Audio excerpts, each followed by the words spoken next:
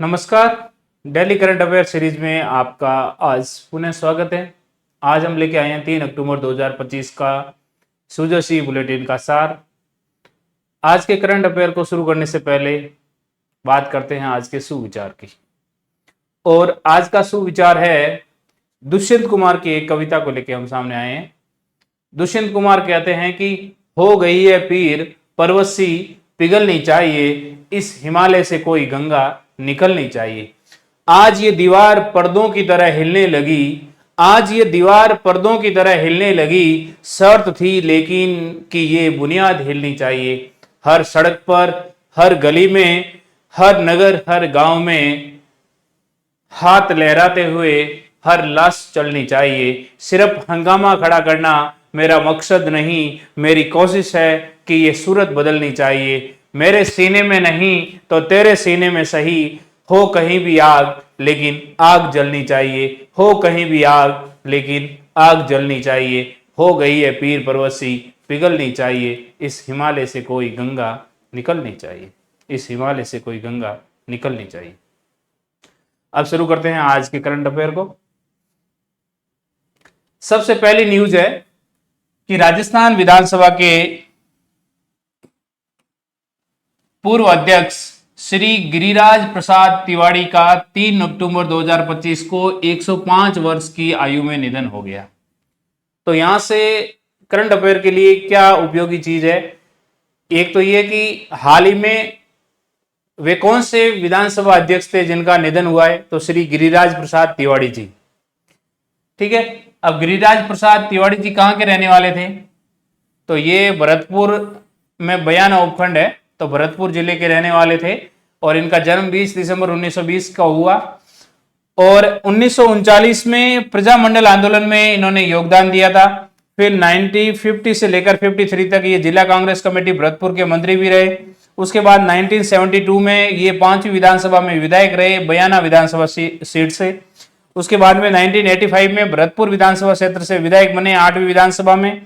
29 मार्च 1985 से लेकर 31 जनवरी 1986 तक ये राजस्थान विधानसभा के उपाध्यक्ष रहे और उसके बाद में 31 जनवरी 1986 से लेकर 11 मार्च 1990 तक ये राजस्थान विधानसभा के अध्यक्ष रहे। तो ये कौन सी विधानसभा के अध्यक्ष रहे, यहाँ ये ध्यान रखना, ये 8वीं विधानसभा के अध्यक्ष रहे। कौन सी विधानसभा, 8वीं विधानसभा के अध्यक्ष रहे। क्या नाम है, श्री गिरिराज प्रसाद तिवारी जी।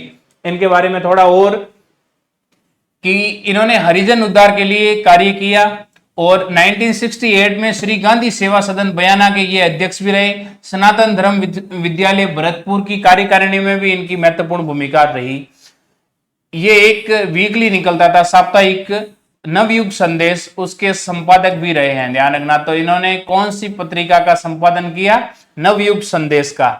और ये जिला पत्रकार संघ भरतपुर के संयोजक भी रहे और इन्होंने एम्स्टर्डम, स्टॉकहोम, जिनेवा, रोम, दुबई सहित अनेक देशों की यात्राएं भी की। तो ध्यान रखना, यहाँ पर एक पत्र का नाम याद रखना है आपको, नवयुग संदेश। नवयुग संदेश के ये क्या रहे हैं, संपादक रहे हैं। ठीक है, इसके अलावा श्री गांधी सेवा सदन बयाना के भी अध्यक्ष रहे, हरिजन उद्धार में भी इन्होंने काम किया और 8वीं विधानसभा के ये विधानसभा अध्यक्ष रहे।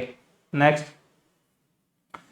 मुख्यमंत्री श्री भजनलाल शर्मा का कार्मिकों को दीपावली उपहार। दीपावली में इन्होंने महंगाई भत्ते में वृद्धि की है और तो यहाँ पर केवल एक चीज याद रखनी है, 7वें वेतनमान के अंदर महंगाई भत्ता वर्तमान में 55% था, उसको 3% बढ़ाकर कितना कर दिया है, 58%। ध्यान रखना, 55 से 58 हुआ है।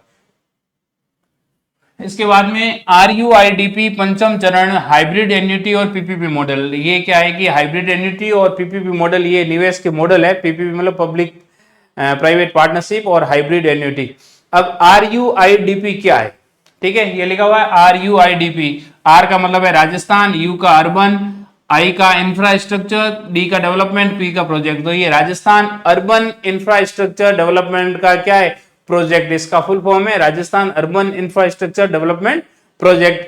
अब ये राजस्थान सरकार का एक इनिशिएटिव है और ये एशियाई डेवलपमेंट बैंक है, ADB, और भारत सरकार की मदद से इसकी शुरुआत की थी 1998 में। कब शुरू किया गया ये, 1998 में। और इसका उद्देश्य क्या है, राज्य के जो अर्बन एरियाज है, शहरी क्षेत्र है, वहां पर इंफ्रास्ट्रक्चर जो बुनियादी ढांचा है उसका विकास करना है। ठीक है, अभी तक 4 चरण कंप्लीट हुए हैं, 5वें चरण अब शुरू होने वाला है। 5वें चरण के अंदर हाइब्रिड एन्युटी मॉडल और पीपीपी मॉडल पर मुख्य जोर रहेगा।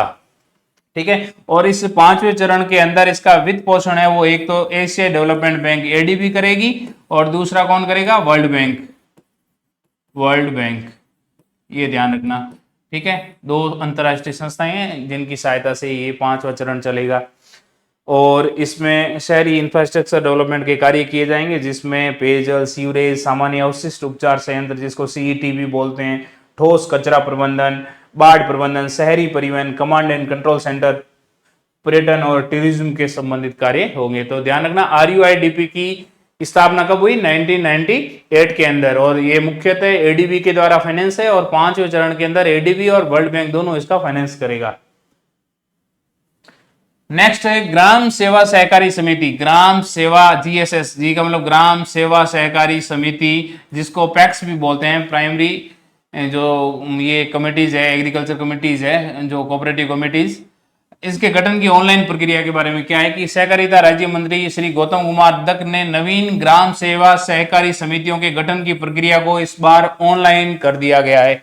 ऑनलाइन, यदि आपको पैक्स का गठन करना है, पैक्स का मतलब होता है ग्राम सेवा सहकारी समिति होती है, उनका यदि गठन करना है तो उसके लिए आपको अब ऑनलाइन व्यवस्था मिलेगी। इससे क्या होगा कि इनके गठन में तेजी आएगी और ये पारदर्शिता सुनिश्चित होगी। और पहले ये कार्य मैनुअल होता था, लेकिन अब जैसे क्या होता था, विलंब की प्रॉब्लम थी कि मतलब जब काम कागजी कार्रवाई के माध्यम से होता था तो लेट होता था, विलंब था। तो इसके लिए इन्होंने अब क्या किया है कि सूचना प्रौद्योगिकी और संचार विभाग के समन्वय से एक मॉडल तैयार किया है, जीएसएस मॉड्यूल। उसके माध्यम से राज सहकार पोर्टल है, क्या नाम है, राज सहकार पोर्टल, राज सहकार पोर्टल।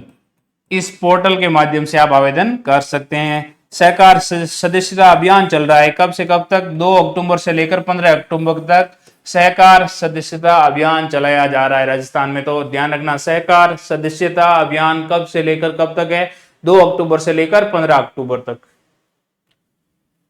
नेक्स्ट, राजस्थान राज्य सहकारी भूमि विकास बैंक की एक बैठक हुई, वार्षिक साधारण सभा। इस सभा में क्या क्या निर्णय लिया गया, एक राजस्थान की सबसे महत्वपूर्ण योजना है, ध्यान रखना अभी करंट में वो ज्यादा चर्चित है, मुख्यमंत्री अवधि पार ब्याज राहत एकमुश्त समझौता योजना। क्या नाम है, मुख्यमंत्री अवधि पार ब्याज राहत एकमुश्त समझौता योजना। इसमें क्या है कि यदि आपने सहकारी भूमि विकास बैंक से कोई लोन ले रखा है और लंबे समय से वो लोन बकाया है, तो एक साथ यदि आप उसके मूल का भुगतान करते हो तो आपको एक तो जो पेनल्टीज है उन पेनल्टीज से राहत मिलेगी और एक जो ब्याज है वो ब्याज से भी मुक्ति मिलेगी। तो ये सीएम ने शुरू की थी ये योजना के क्रियान्वयन की अवधि इस मीटिंग के अंदर 31 मार्च 2026 तक बढ़ाने का प्रस्ताव रखा गया है। मुख्यमंत्री अवधि पार ब्याज राहत एकमुश्त समझौता योजना क्या है, इसको बोलते हैं chief ministers overdue interest relief one time settlement scheme के नाम से जाने जाती है, ओटीएस बोलते हैं इसको, one time settlement OTS scheme. ये राजस्थान सरकार के द्वारा भूमि विकास बैंकों के जो ओवरड्यूज है, अवधि पार जो ऋण है, उन ऋणी सदस्यों जिनमें मुख्य रूप से किसान और लघु उद्यमी शामिल है, उनको राहत देने के लिए योजना शुरू की गई है। ये जो ओटीएस योजना है इसका उद्देश्य ऋणी सदस्यों को भारी ब्याज के बोझ से मुक्ति दिलाना है। इसकी पात्रता कौन कौन एलिजिबल है, योजना उन ऋणी सदस्यों के लिए है जिनके मध्यम और दीर्घकालीन ऋण 1 जुलाई 2024, ये डेट याद रखना, 1 जुलाई 2024 या योजना में उल्लेखित किसी अन्य तिथि तक अवधि पार हो गए हैं। यदि 1 जुलाई 2024 तक उनके ऋण ओवरड्यूज है तो उनके लिए क्या है, ब्याज माफी की स्कीम है। यदि पात्र ऋणी सदस्य केवल मूलधन जो प्रिंसिपल अमाउंट है उसको जमा कर देते हैं तो राज्य सरकार उनके संपूर्ण ओवरड्यू इंटरेस्ट और जो पेनल इंटरेस्ट है, जो दंडनीय ब्याज है, उनके साथ साथ जो रिकवरी का जो एक्सपेंसेस है, वसूली खर्च है, उनको 100% माफ कर देगी। तो बहुत महत्वपूर्ण योजना है ये। और इससे क्या होगा, इसका उद्देश्य है किसान और लघु उद्यमियों को वित्तीय संकट से बचाना और उनको कर्ज से मुक्त करना, भूमि विकास बैंकों के ऋणों की वसूली में सुधार करना और उनकी आर्थिक स्थिति को मजबूत करना, किसानों को नए ऋण प्राप्त करने में सहायता करना। लाभ क्या होगा इससे कि किसानों को लाखों रुपए तक की ब्याज की क्या मिल रही है, छूट मिल रही है और उनकी जो गिरवी रखी गई भूमि है वो भी क्या हो गई, अब रहन मुक्त हो गई है। इस मीटिंग के अंदर जो अभी ये मीटिंग हुई साधारण सभा, इस मीटिंग में जो उत्कृष्ट प्रदर्शन करने वाले प्राथमिक सहकारी भूमि विकास बैंक थे, जिनको पीएलडीबी बोलते हैं, उनको सम्मानित भी किया गया है। तो ध्यान रखना, वसूली प्रतिशत में समझौता योजना के तहत सर्वाधिक जो नगद वसूली की है, वसूली प्रतिशत के हिसाब से तो सबसे ज्यादा वसूली की है बिलाड़ा ने। 1 नंबर पे बिलाड़ा है, 2 नंबर पे चित्तौड़गढ़ है, 3 नंबर पे जोधपुर, 4 नंबर पे बीकानेर और 5 नंबर पे जैसलमेर। तो ध्यान रखना, 1 नंबर वाला याद रखना बिलाड़ा वसूली प्रतिशत में। और नगद वसूली में सबसे ज्यादा 28 करोड़ रुपए वसूल किए किसने, सीकर ने। और वसूली प्रतिशत सहकारी वर्ष 2024-25 में चित्तौड़गढ़ ने सबसे ज्यादा किए हैं। और अति विशिष्ट प्रदर्शन देखे तो जालोर की जो पीएलडीबी है उसने अति विशिष्ट प्रदर्शन किया है समझौता योजना के तहत, ये ध्यान रखना है। अगला है सेवा पखवाड़ा। सेवा पखवाड़ा कब से शुरू हुआ, जब नरेंद्र मोदी जी का जन्मदिन था 17 सितंबर। कब, 17 सितंबर नरेंद्र मोदी जी के जन्मदिन से लेकर और महात्मा गांधी की जो जयंती आती है 2 अक्टूबर, इस अवधि के बीच में सेवा पखवाड़ा मनाया गया। सेवा पखवाड़ा एक क्या है, एक अभियान है जिसमें राज्य के नागरिकों को त्वरित रूप से सरकारी सेवाओं और जन कल्याणकारी योजनाओं का लाभ पहुंचाने के लिए यह सेवा पखवाड़े आयोजित किए जाते हैं। और इन सेवा पखवाड़े में मुख्य रूप से शिविर लगते हैं, जिसमें एक तो ग्रामीण सेवा शिविर है और एक शहरी सेवा शिविर है, जिसमें बोलते हैं शहर चलो अभियान। एक था गांव चलो अभियान और एक है शहर चलो अभियान। शहरी सेवा शिविर या शहर चलो अभियान और ग्रामीण सेवा शिविर, तो ये 2 शिविर आयोजित किए जाते हैं इस पखवाड़े के तहत। राजस्थान में इस पखवाड़े का मुख्य जो फोकस है वो ग्रामीण और शहरी सेवा शिविरों के आयोजन में रहता है, जिसमें तो ध्यान रखना, ये एक सवाल आ सकता है कि जो ग्रामीण सेवा शिविर और शहरी सेवा शिविर आयोजित किए जा रहे हैं, ये कौन से पखवाड़े के तहत आयोजित किए जा रहे हैं, सेवा पखवाड़े। और सेवा पखवाड़े की जो टेन्योर अवधि थी वो कितनी थी, वो थी नरेंद्र मोदी के जन्मदिन 17 सितंबर से लेकर महात्मा गांधी की जो जयंती आती है 2 अक्टूबर, उसके बीच में। अगला है प्रवासी राजस्थान मीट। अब अगला जो प्रवासी राजस्थान मीट है वो होने जा रहा है सूरत में। कहां होने जा रहा है, सूरत में, गुजरात में जो सूरत है वहां पर। कब हो रहा है, 8 अक्टूबर 2025 को। अब इसका उद्देश्य क्या है, इसका उद्देश्य है कि जो राज्य का जो इंडस्ट्रियल डेवलपमेंट करना है, जो गति प्रदान करनी है, उसमें निवेश आकर्षित करना। प्रवासी राजस्थानी जो उद्यमी है उनको प्रदेश में निवेश के भरपूर अवसर उपलब्ध होंगे, खासकर होटल में, माइनिंग में, फार्मा में, इनमें। ठीक है, तो प्रवासी राजस्थानी उद्यमियों और निवेशकों के साथ सेक्टर मीटिंग आयोजित करने की योजना है इसमें। और इससे क्या होगा, देश और विदेश में रह रहे प्रवासी राजस्थानियों का सांस्कृतिक और सामाजिक जुड़ाव बनेगा, विकास में इनका योगदान होगा। तो इस मोटे तौर पे प्रवासी राजस्थानी मीट कहाँ आयोजित होगा, इतना ध्यान रखना, सूरत में, गुजरात के सूरत में। कब होगा, 8 अक्टूबर 2025 को। अगला है राजस्थान की anti gangster task force. Anti gangster task force, AGTF. क्या नाम है, एजीटीएफ। ये एजीटीएफ का गठन कब किया गया, दिसंबर 2023 में। कब किया गया, दिसंबर 2023 में। और एडीजीपी स्तर का अधिकारी इसका लीडरशिप करता है, एडीजीपी लेवल का अधिकारी इसकी लीडरशिप करता है।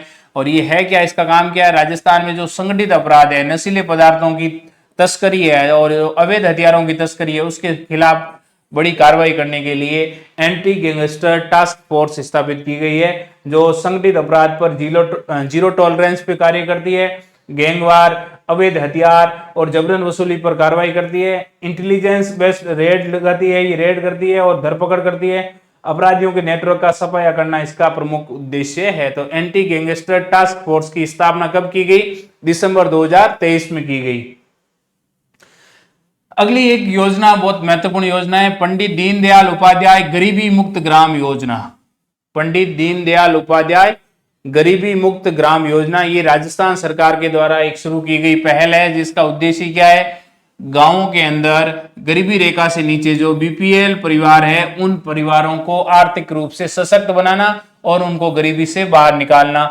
उद्देश्य क्या है, ग्रामीण क्षेत्रों के गरीब परिवारों को स्वरोजगार के अवसर देना और वित्तीय सहायता प्रदान करके आत्मनिर्भर बनाना, जिससे कि वो सम्मानजनक जीवन जी सके। पहले चरण में 5000 गांव है और दूसरे चरण में 5000, टोटल 10,000 गांवों को गरीबी से बाहर निकालने का इसका टारगेट है। कितने गांव, 10,000। पहले चरण में 5000 है और दूसरे चरण में भी 5000 गांव है। इसके लिए 300 करोड़ का बजट आवंटित किया गया है और प्रत्येक गांव के लिए एक गरीबी मुक्त गांव कार्य योजना भी बनाई जा रही है। प्रत्येक गांव के लिए एक अलग योजना होगी जिसका नाम है गरीबी मुक्त गांव कार्य योजना। अब इस योजना के तहत क्या होगा, जो चयनित परिवार है उनको अपना छोटा व्यवसाय या स्वरोजगार शुरू करने के लिए 1 लाख रुपए तक की वित्तीय मदद की जाएगी। तो ध्यान रखना, एक तो 1 लाख रुपए मिलेगा उस चयनित परिवार को।